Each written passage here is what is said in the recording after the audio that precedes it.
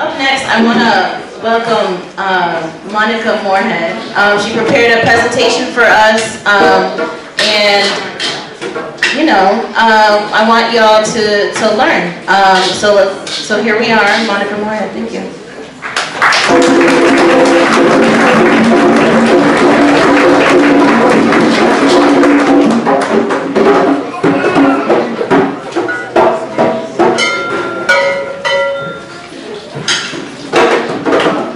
Sisters and brothers and my gender non-conforming friends.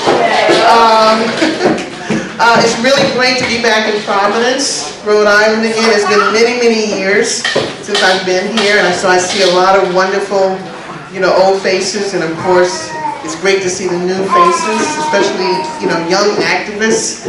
And in honor of Black August, and also in honor of Chairman Fred Hampton, I prepared this slideshow because I thought it would be really interesting to show some of the historic coverage of Black August, or how Black August originated with Jonathan Jackson, George Jackson, the Attica prison rebellion, which is very, very important. Many of you already were born when that rebellion occurred in September of 1971. So when I was 18 years old is when I learned about Jonathan Jackson, which our slideshow will indicate, but also when I was 16, the two main publications that I read that really politicized me in the segregated South was the Black Panther newspaper, and also the Black Scholar, which is not public, which I forgot when it stopped being published, but it had a lot of interesting information about political prisoners in this country. And it really, really helped to raise my consciousness about the issue of political prisoners and the role of prisons in society at the age of 16.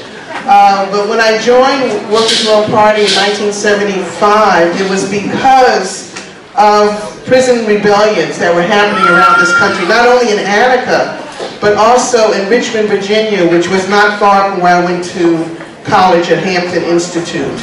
And so some Workers' World Party helped to form the Prisoner Solidarity Committee, which, you know, a lot of this information comes from. So anyway, I want to do this slideshow for you, and I hope it inspires you to continue to fight, you know, in support of political prisoners, but all prisoners, the 2.2 million people who are still in prison today, which is still the highest population of prisoners in the world. And right now, as we speak, there's a very important national prison strike that is going on across the country.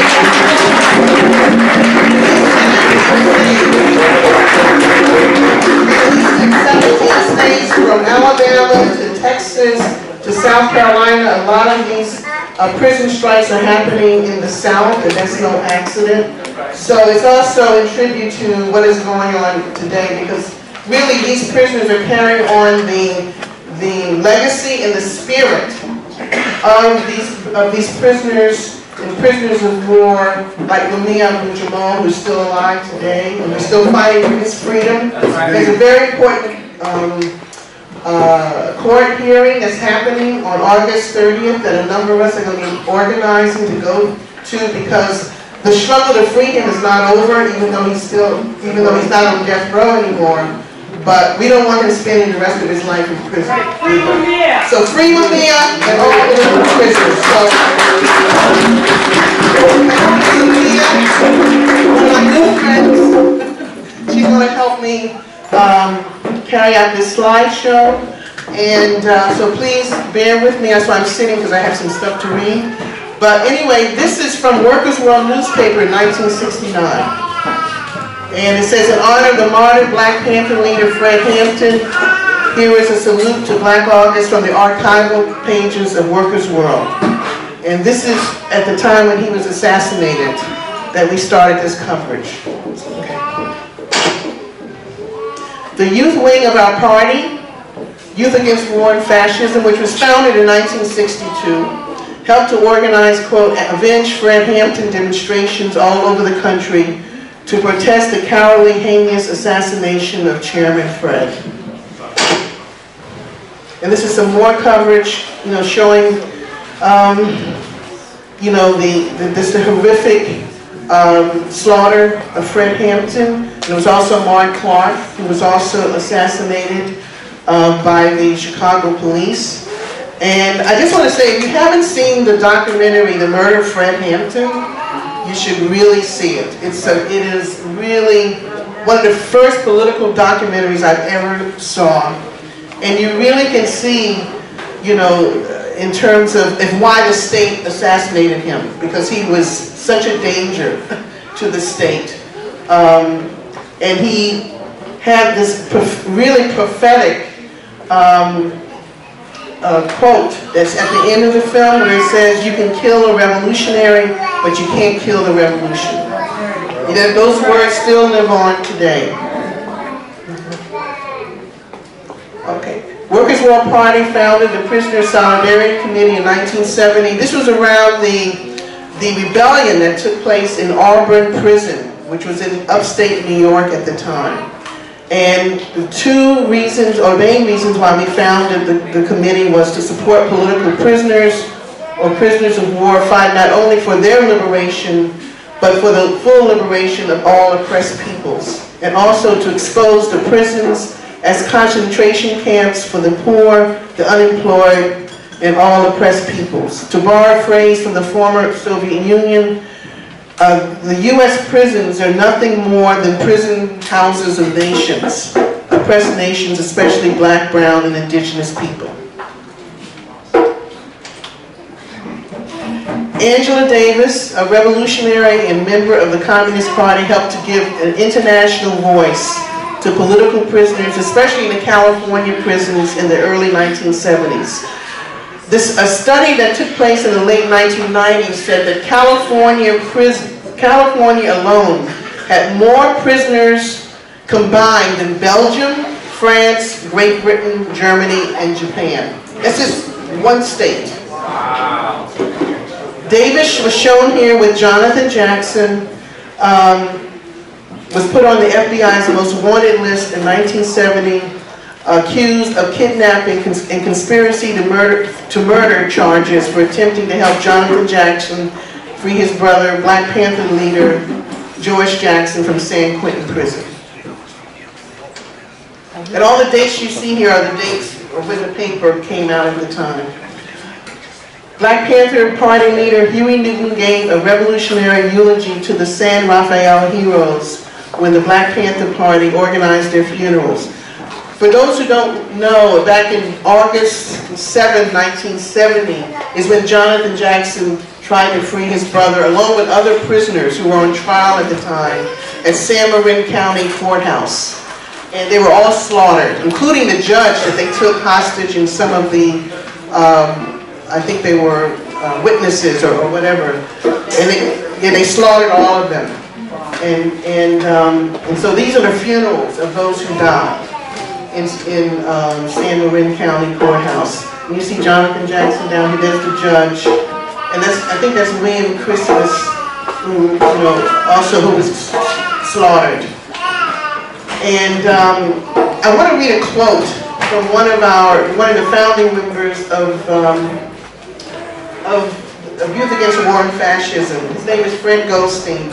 And he's also the author of 2 books, Low-Wage Capitalism and Capitalism at a Dead End. And he wrote this really beautiful eulogy to the heroes of San Rafael, and this is what he wrote. "We are revolutionaries, quote, unquote. They proudly proclaim, quote, we want the Soledad brothers freed by 1230, end quote. Their deed was performed for the people and for history. They showed the people that they were not afraid to die for liberation. They showed the people a black-robed tyrant torn from his throne and trembling in the hands of black revolutionaries. They proved before the people, the exploited and oppressed black people everywhere, that the jailer can be taken prisoner, that the prosecutor of the people can be forced to reckon with the people's justice, that the hangman can be made to beg for his life, that those who torture and torment the people, those who remorselessly show no mercy and turn a deaf ear to the cries of pain and suffering, that these brutes turned loose in society by the master class can be struck down by determined and revolutionary representatives of the people. This is what the heroes of San Rafael wanted the people to see. This is what the people saw. This is what they will remember.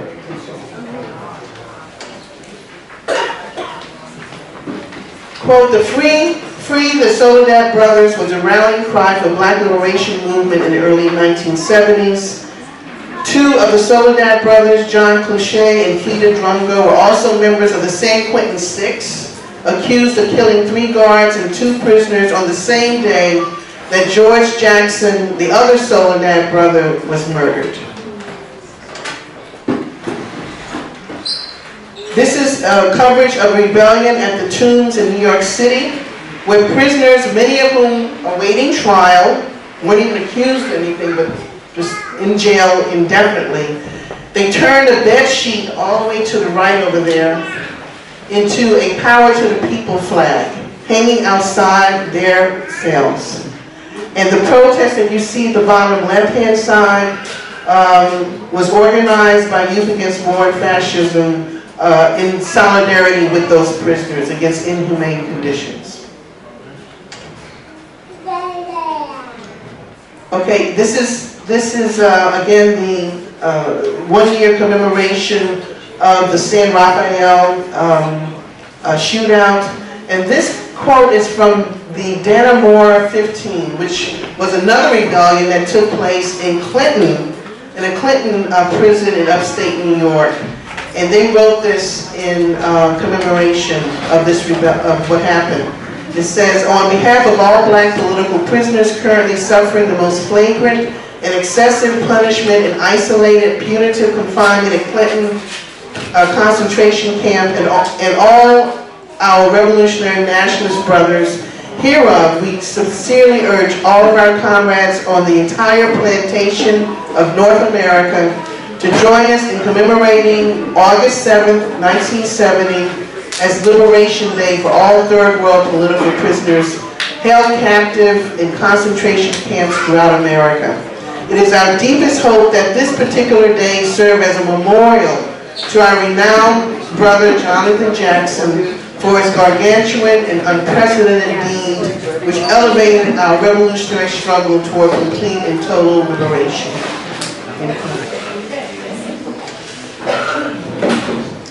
Okay, this is the coverage of when George Jackson was assassinated. As reported before, I think what the video just said was that he was convicted on a 3 strikes you're out charge for quote-unquote stealing $70 as a teenager. Black August was very much inspired by his resistance to racist repression inside the walls, which inspired other prisoners to do the same by be they Black, Latinx, or white. This is why this racist state had him killed. And I wanted to point this out that in commemorating in support of the U.S. prison strike that's going on now as a show of international solidarity, political prisoners in Israel belonging to the Popular Front for the Liberation of Palestine extended their support for this prison strike, and they state with the special recognition of George Jackson. These are Palestinian prisoners.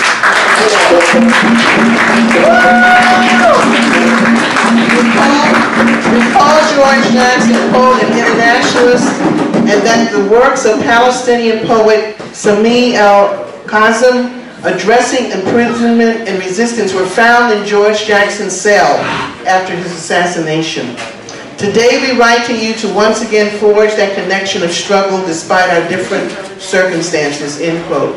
George Jackson Presente, free all political and U.S. prisoners. Free them all. Free them all. Free them all.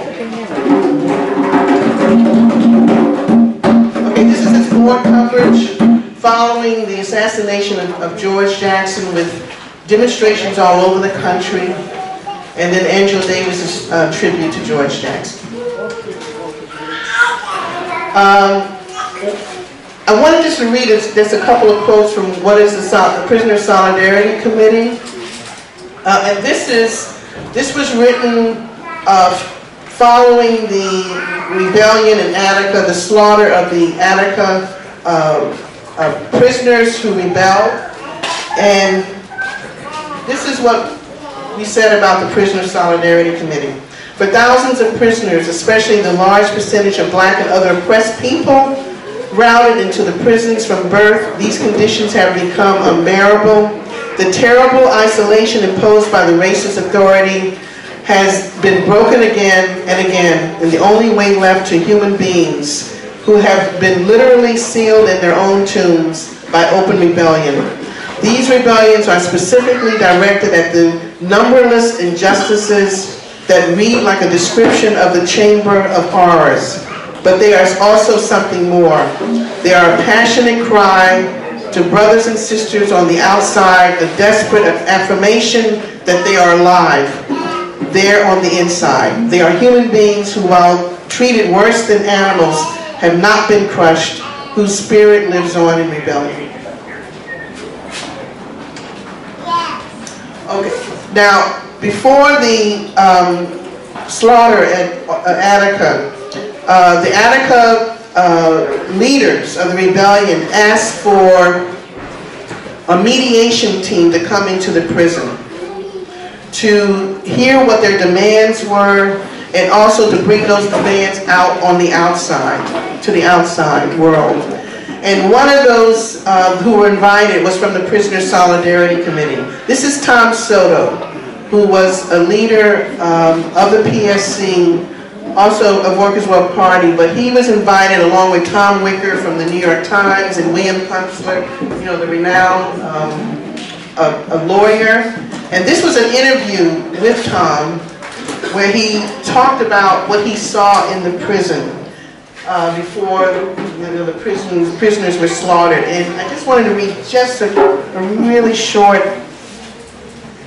There were 24 demands that the prisoners made.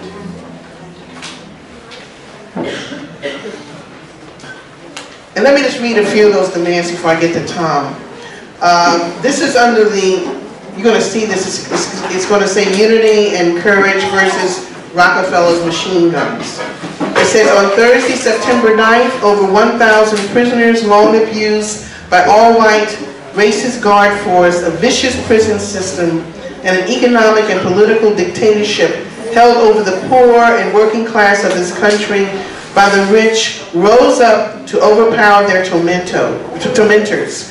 Within the minutes, the inmates seized cell block D and 32 guards.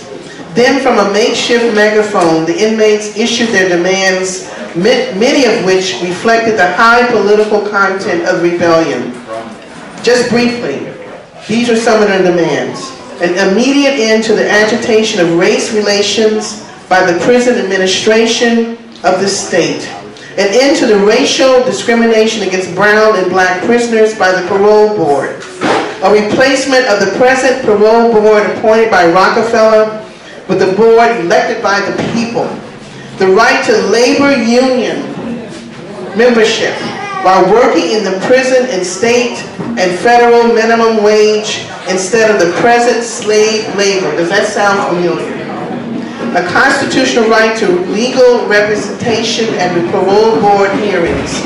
An end to the segregation of prisoners from the mainline population because of their political beliefs.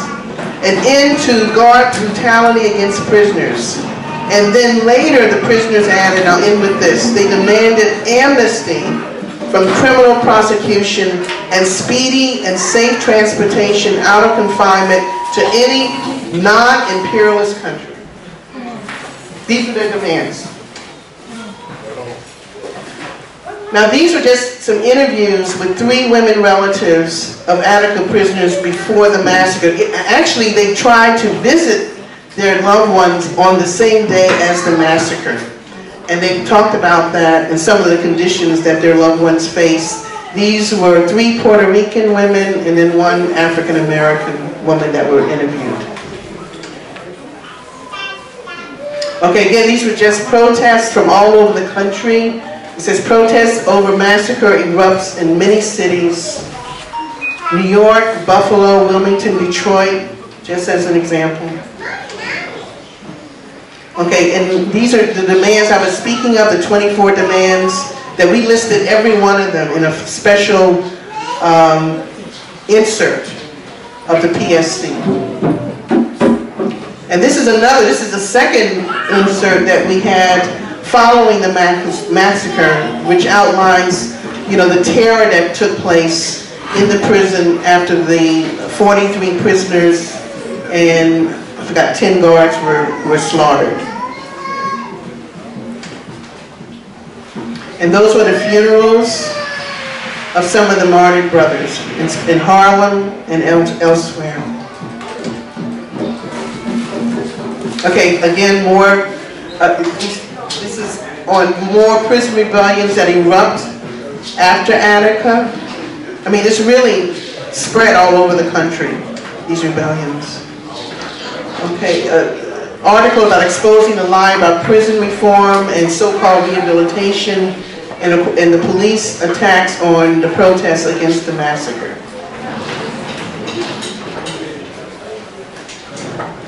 Okay, this is on Rockefeller's other massacre, which was the Ludlow, Colorado, 1914, when workers were massacred by Rockefeller. You know, the Rockefeller family is one of the big ruling class families in the country and around the world.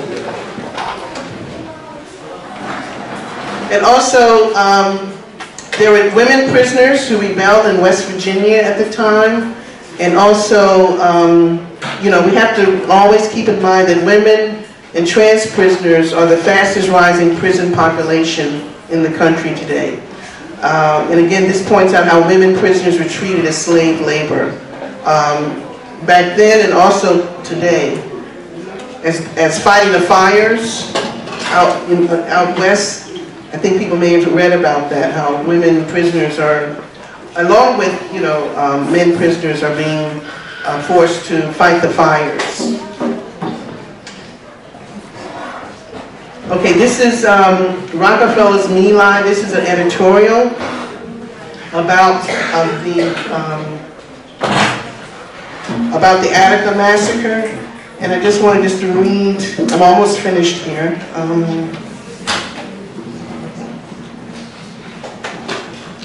Before I do that, let me just read this little portion about the Tom Soto interview. I just wanted to read this portion about what he saw and what he heard. This is from Tom Soto. This is under the tour of liberated area. He says here, the brothers complain of the short periods for exercise amounting to about 1/2 hour a day for exercise. And of course, in the winter, there was no yard at all.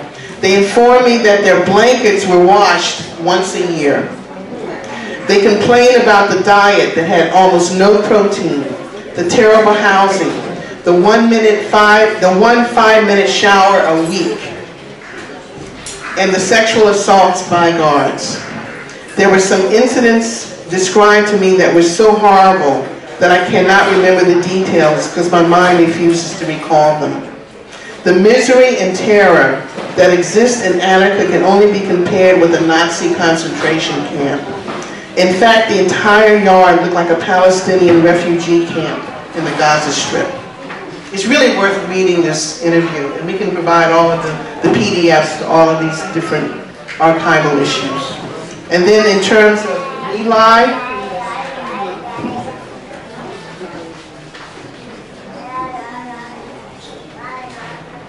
does everybody know what My Lai refers to? The My Lai massacre by U.S. soldiers in Vietnam? Well, this is the Attica Rebellion. We compared it to My Lai in Vietnam. And it says here, the war against Black America has had its domestic My Lai. The massacre at Attica is another My Lai, not only because of the ferocious bestiality of both events, but also because the disclosure of what happened has shaken the system, the capitalist system, to its foundations. When the 1,500 men in cell block D were made a conscious and heroic decision to face death rather than return to the most brutal form of slavery, they couldn't have known the impact this would have. But they must have had great hope. Hope that the extraordinary unity, class solidarity, and consciousness of their situation that had been achieved in this struggle would go to the hearts of the millions of poor and oppressed in this country and around the world, and that their courage and willingness to die would stem the tide of ruling class reaction and hysteria. The state, when a crisis in class relations occurs, reveals itself to be nothing more than the organized violence of the ruling class. This naked truth was observed by millions who watched the Attica massacre.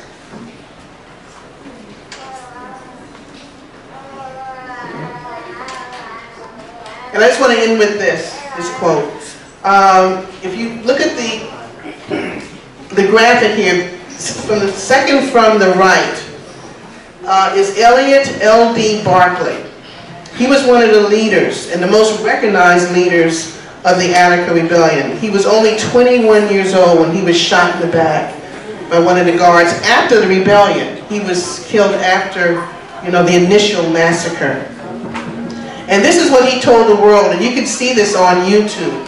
They actually captured him on camera.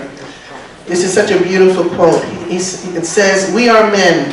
We are not beasts, and we do not intend to be beaten or driven as such.